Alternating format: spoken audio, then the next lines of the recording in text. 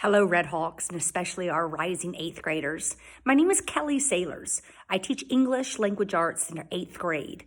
This will be my 7th year at the Health Sciences Academy at Monroe Middle School teaching 8th grade. So I've had 6 years under my belt, and I'm looking forward to a 7th year. The best way to contact me is through Canvas or email. My name is spelled Kelli .sailors, like in the Navy, Sailors. So kelly.sailors@ucps.k12.nc.us. But you can also contact me through our Canvas page. My expectations for our rising 8th graders coming into my ELA class will be to bring a notebook. That notebook will come in with you and it will also leave with you in your backpack. We won't be keeping any personal possessions in the classroom this year. You do need to come each day with that notebook, also with a pencil, and also with earbuds if you have those.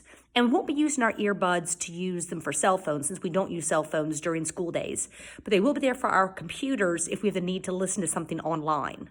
So I'm looking forward to our school year. I'm looking forward to meeting each of you.